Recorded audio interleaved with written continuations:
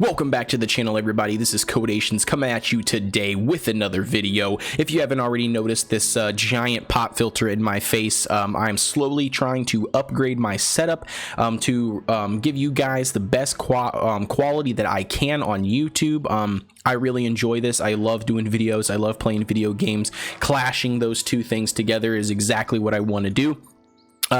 So basically, like I said, bear with me on the audio. I'm not really, I've done a lot of testing, a lot of different things. I got this mic in late last night about 8:30. UPS guy must have been running behind. Anyways, I'm not an audio engineer, so if you have any comments or any ideas or suggestions, please let me know down in the comments down below. I would love to hear and to try out the things that you suggest.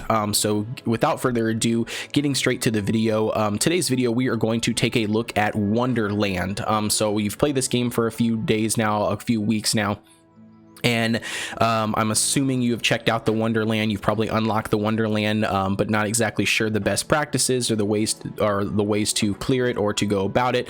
And so we're just going to do a little bit of Wonderland today. I think it's going to be a awesome little video. I can show you some tips and guides and some things that I like to do or don't do. I've cleared it almost every single time, up to all the way through on stage 3. So not a big deal, and I'm far from in game. Anyways, another referencing, I guess, if you are familiar with the Labyrinth or other things like that from like AFK Arena, you'll be right at home. You'll know exactly what we have going on and what exactly the Wonderland is. So without further ado, let's check out the video.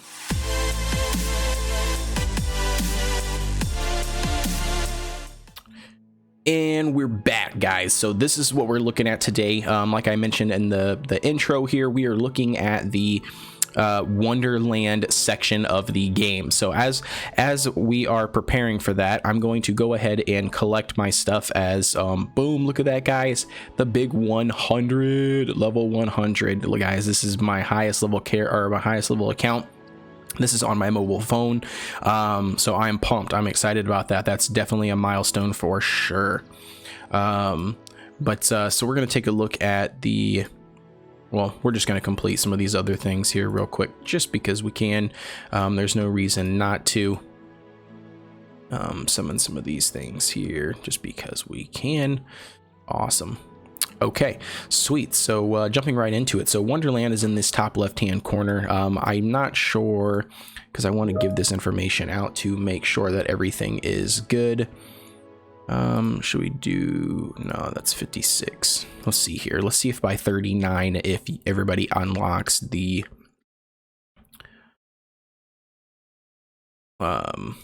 Wonderland here. Let's see what level. Nope. Okay, so it unlocks at level 40. This is perfect. This is the exact information that I wanted to get. So you have to hit level 40, unfortunately, in the game and to unlock this feature. So there may be players that are watching this that are new to the game that have not hit level 40. No worries. I'm not going to take down my videos anytime soon, of course, so you can always come back and watch this once you hit level 40. It should not take you long to hit level 40, but for that sake, that is something to take in consideration when watching my videos. I'd like to try to give a level requirement or prerequisite to my videos to make sure that everybody is able to follow along, and I'm not wasting anybody's time. So first things first, we're going to click on Wonderland. Clicking on Wonderland here, as you can see, it's going to be this tile-based floors, I guess, is what they actually call them in this game. So there's basically a couple different icons here that we're going to explain. So first things first is obviously you start where the flag is. You have your heroes in the bottom left corner, so when you click on your heroes here, it will show you all of the heroes that qualify to run or to participate in the Wonderland. And then you look at your bags, which will be relics, which we'll explain those as we collect them. This over here is a instant revive, so a revival elixir. Revives all defeated heroes, recovers 100% of their HP for heroes revived. As you can see here, it costs nothing for the first revive. This is something to note. Once you use this, it actually changes to 200 diamonds in order to do a full revive a second time. Now, I do not advise paying 200 diamonds to revive to complete this. And the reason why I say that is because I personally do not think that the rewards or the reward for completing it is going to be as beneficial. I could be wrong. If so, somebody comment down below if somebody should spend the 200 diamonds. If so, I'll correct that in another video, but I just don't think it's worth it. I mean, especially for a free-to-play account. This account that you see, obviously I'm VIP 3 status. I am not free to play on this account. This is my mobile phone account. For the sake of this video, I'm just showing you on this account because I have higher level heroes, therefore I'm able to clear further, you know, sometimes stage 3 and stuff like that. So just for the sake of the video, that's why I'm using this account. Otherwise I would be swapping to our free-to-play account. And I just don't think that 200 diamonds is going to get you going to get you there. And I just don't think that it's going to be worth it. But anyways, so taking a look at the first things first here. So a couple of the icons on the screen. So the flag obviously is going to be where we start. The mercenary camps, when you click on those, they are going to give you the option to recruit a ally. These are highly beneficial because recruiting an ally can spare your hero for one, or if one of your heroes dies, you will be able to throw one of these heroes, do you know what I mean, or one of these allies into your comp, and you actually get to keep them and use them over and over again until they actually die. And then once they die, of course, you can revive them and everything else and use them that way. But basically, to give you an understanding, it is a ally that you can pick up. Some of the really good practices for this, in my opinion, are sticking with, this is what I've done. So sticking with, or trying to stick with, the same faction or race that you can replace somebody on your team with. So for instance, I have this dragon on my team. If my dragon was to die later on without being revived or anything like that, I could pick him up just for the sake of, you know, replacing him into my same comp. He would fit nicely just like my dragon did. And not only that, I would still get my overall synergy of the team. It's just a good practice, I think, for me anyways. Another thing that some people might look at is you can actually view them more closely. You can see their stats. You can actually see, you know, what level, you know, what they've all unlocked. You can see their abilities if you're not for sure what that specific unit does. But some people might just look at this little strength meter here and it kind of gives you an idea. So I mean, you're looking at 65, 67, 82, 64. So I mean, obviously he looks like the strongest choice, but again, take the time to look at some of their stuff here. So 14,000 attack, looking at here 16,000 attack. A lot of that's going to come from gear. And also their class too. I mean, as you can see here, this ranger, I mean, he only does 12,000 attack, and then you go to this guy, which does 16,000, almost 17,000 attack. That's huge. It's a massive difference. But maybe you're running a savage comp, you know, and you want to keep that synergy going. But anyways, so that is what the mercenary camps do. The bronze or the copper looking armor and the silver or elite, I guess is what they call it. So the elite armor. So what this does is these are actually the enemies that you will be attacking, and they will change. Obviously, the further you progress, the harder those enemies will get. Now, I've kind of been up in the air. Hear me out on this one. I've kind of been up in the air when testing some of these Wonderland floors, and I've noticed that. So what's supposed to happen, let me just fill you in on this first. What's supposed to happen is these bronze knights or chess pieces are what they consider normal enemies, and they're supposed to be, you know, lower level and less as hard than the elite enemies, which are the silver or the you know, stronger looking, you know, chess piece. However, there's been times, and I can't tell you exactly, I can't show you an example because I haven't came across it yet. Hope we might come across it in this video. But basically, one of the things to take a look at, or sometimes, is to check out both of them. So what I mean is when we beat this first one, so as you can see here, you'll see all of the different units you're going to fight. You can see the instant rewards. You're going to click choose. Okay, which in that case, I wouldn't have recommended doing that. I probably would have taken that recruitment camp just to pick up somebody for the sake of you know, having somebody there. So for instance, we just ended up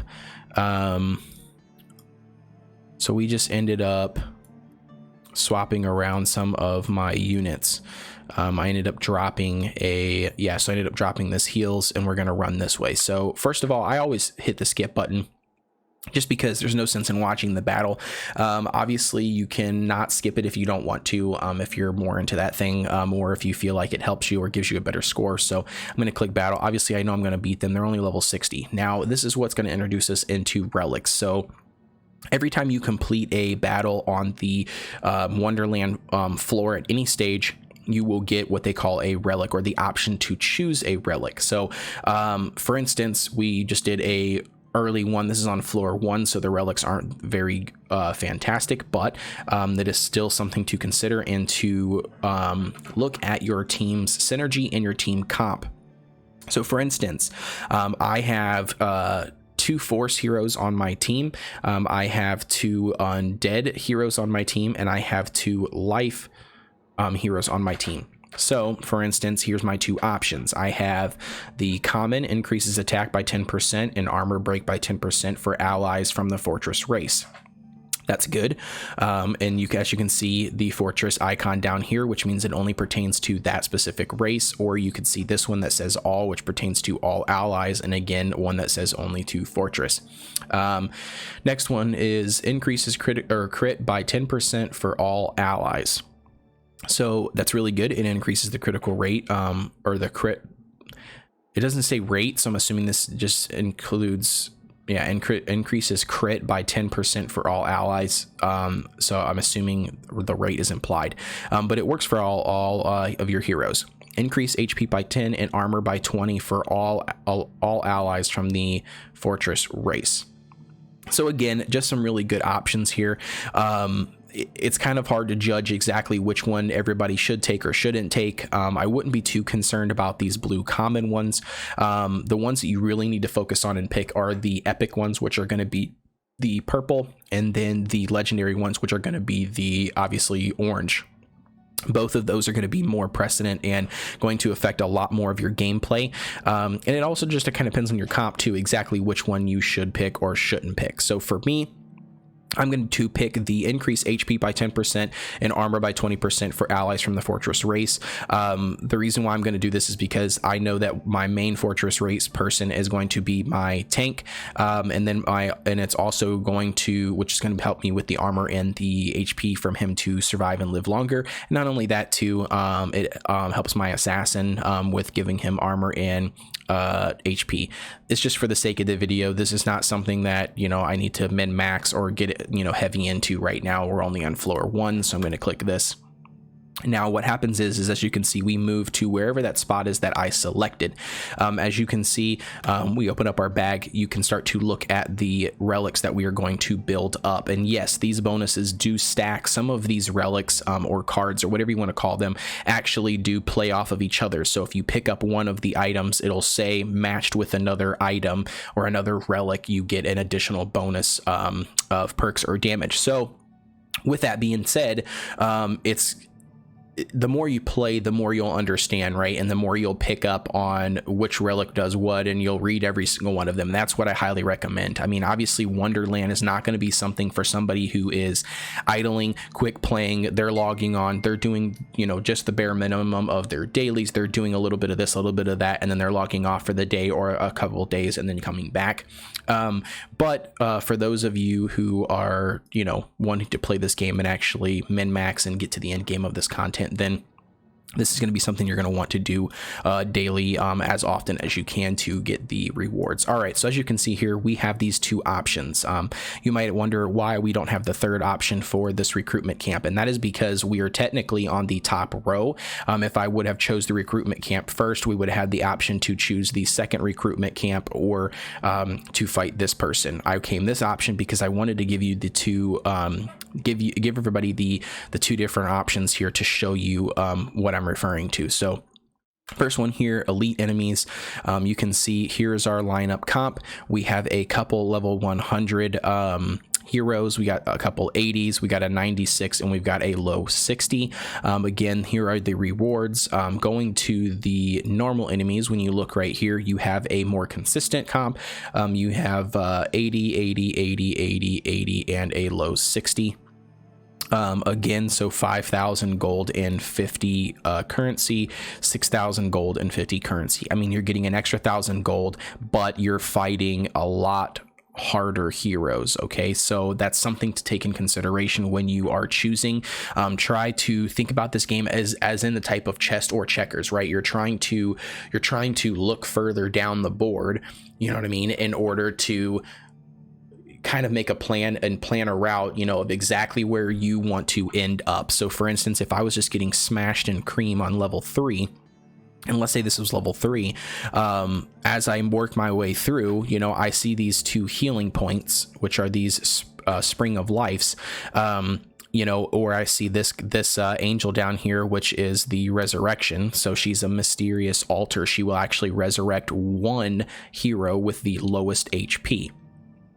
So with that being said, you're trying to strategically, you know, fight and make your way through without losing or killing all of your heroes that you have to use your, you know, your revive. And so by doing so, you're going to want to try to hit these springs of life as your heroes are taking damage, or these mysterious altars, in order to resurrect your heroes. So again, nothing too crazy.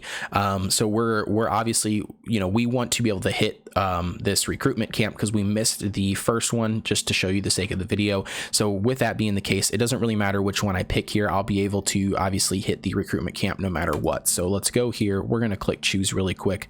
I'm going to skip battle. Obviously we completed it. Here's our relic list for the second battle. At the end of the round, recovers 3% of max HP for all allies, increased damage immune by 10% for all allies, or increased attack by 10% and armor break by 10% for allies from Fortress Race. In this case, I think I'm going to do the health. At the end of each round, recovers 3% of max HP for all allies. I think health is going to be huge for Wonderland in the long run. Again, if you're an experienced player and you've played longer than I have, and there's something that I'm telling or directing is not 100% correct, or you disagree with, please feel free to comment down below. It not only helps out the channel, it helps me grow as you guys. I'm also a player. I'm not hired on by the devs to do anything special. I'm actually taking this up on my own account, so feel free to correct me and let me know. So we're going to select this guy here. Boom, as you can see here, it's showing the path that we are taking. We're going to hit the mercenary camp, of course. As I mentioned before, I have 2 undead characters on my team, and I have 2 fortress and 2 life characters. So for me, in this case, I actually have a blade assassin, exactly, or a phantom assassin, exactly like this one. So I'm actually going to take that one, and the reason being is because it works well in my comp and I already have it. I'm not using a Dracula right now at this moment. Maybe I should, maybe I shouldn't, I'm not sure, but I'm going to snag that guy because, like I said, for me, my practice in my head is I want to make sure that I can continue to keep my battle up, and that means everything from my synergies to my types of heroes to my heroes' abilities, that kind of stuff. And I know that the Phantom Assassin is really, really good as far as my specific comp, and so with that being the case, I want to keep her there. So again, same options, we make sure. So 1, 2, 3 level 100s, we've got an 86, an 80, and a 94, and then we also have okay, perfect, right here, this gives you exactly what I was talking about. So looking at these two, right, you have elite enemies, and then you also have the normal enemies. Now here's the weird thing to me. sometimes you have to gauge them even, you know, more than what they say they are. So it says elite heroes, but let's look at them. With these being elite heroes, you only have 3 level 100 heroes. Okay, you have an 86, an 80, and a 94. Now you would say, yeah, that's a pretty good, I mean, that's a pretty, you know, elite status. Now, but look at this, look at the normal heroes here, and they actually have 5 level 100s and 1 level 50. Now the level 50 doesn't matter because we're gonna basically one-shotter or two-shotter, but to me, I mean, looking at this, maybe it's the comp, maybe it's the type of heroes, maybe it's the hero's abilities, I'm not sure, but looking at some of these things, I mean, one person could argue that this team would be easier to take out with, you know, units over a level 100 versus taking this option where it's level 100, you know, across the board. So I don't know, again, it's interesting to me how this is all played out. Sometimes I think it's just random RNG, maybe, I'm not really sure, but yeah, I'm not really sure, to be honest with you. But anyways, without further ado, we're just going to take on this team just because we can. All right, boom. So we've got that here. All right, so now we've got our first set of rare. So as you can see, Scroll of Fire, Axe of Savage, and then Scroll of Wind. All right, so here gives you guys an example of exactly what I was referring to. So as you can see here, normal attack with an ally hero burns the target for 2 rounds. The burnt receives extra damage, 50% of attack each round. Possessing, now here's what I was talking about, different relics can stack or add additional buff the more you have. So as this says, possessing scrolls of wind, which is right here, woods, fire, and mountain together doubles the effect. So it doubles the effect that the target will take the additional burn damage. So it says the burn received extra 50% of attack damage. That means they would receive an extra 100% of attack damage for each round. So I mean, that's huge. I mean, if you were going to play this, you know, strategically, and maybe that's something you're looking for, the downside is these relics are RNG, people, so keep that in mind. You can't, you know, for me, it's not worth it, or at least to me it's not, because you don't ever know when you're going to get another one of that exact same scroll or the exact same set. So would you rather have broken sets, or would you not? In my case, I don't have a choice because I'm playing 0 Savage characters, so this is not going to benefit me at all. So I need to click one of these 2 options here. So the other one is normal attack of an ally hero increases action points by 10, possessing, blah, blah, blah, blah, blah. So looking at this, normal attack of an ally burns the target. So we can either add a burn effect to my stuff, or we can gain 10 action points every time a normal attack from one of my allies. I'm going to take the burn effect. We're going to click select. We're going to keep on moving. So to give you an example of what Spring of Life does, let's click on our heroes here. As you can see, some of our heroes have taken damage. So you can see this missing gap here, a little bit on this guy, and a little bit on this guy, and a little bit on this guy. So, you know, let's visit the Spring of Life. Let's check it out. It's super simple. Recovers 50% of HP for all heroes alive. Sure to advance. You click confirm. Boom. It's going to move you up 1 step, and then when I go to the heroes tab, as you can see, all of our units are now full health. So that is something to keep in mind, trying to strategically plan out your venture. And as I mentioned before, these camps are recruitment camps. These are going to be your mysterious altars. These are going to be your springs of life, which do 50%, like you said, HP for your allies after use. By the way, a little side tip, those allies have to be alive. If those allies are dead and you use the spring of life, it does not recover 50% of the HP for those dead allies. That is what the mysterious altar is for, or this, you know, beautiful angel of death here. That is what it is for. This icon at the very end of each floor, you have a boss. So when clicking on this, it shows you, or sorry, a boss round, I guess is what you should say. So as you can see here, they are obviously a lot higher level. You get into the 120s on some of these guys in the level 100s, but your rewards are greater. So you actually get 50 diamonds, 10,000 gold, and you get 100 of the currency. So that kind of gives you guys an example of what the Wonderland is like. Every floor is basically the same, and by the same meaning, you know, the same layout and the same tactics of what you do. The difference is some of, you know, like all these things will be different. So the level of the heroes will go up, you know, you'll have the options of normal and elites. The comps will be different. The spring of lives will be either less or scattered differently at different locations. Same thing with recruitment camps and your altars.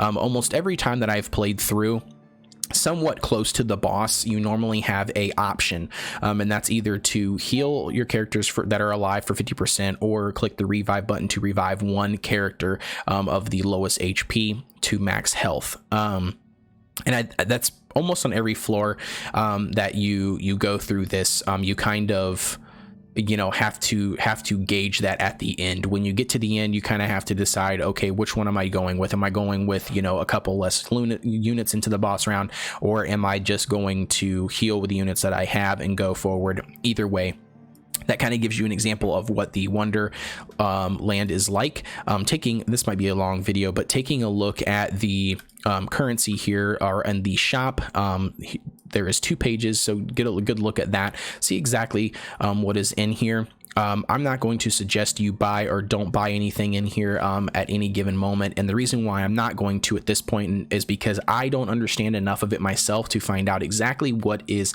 the best thing to spend it on. So I will consult some of the higher level players in the game that I have been in talks with, to get some more advice on that. But anyways, guys, that's going to be it for me. That explains the Wonderland a little bit. Hopefully you learned something or picked something up if you didn't already know it.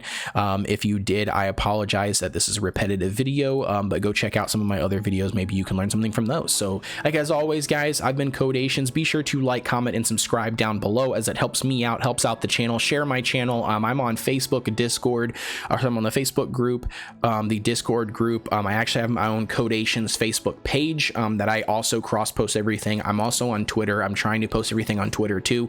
I'm just trying to give everybody all the connections avenues and trying to pick up views and subs where I can. So thank you guys very much, and I hope you guys have a fantastic day.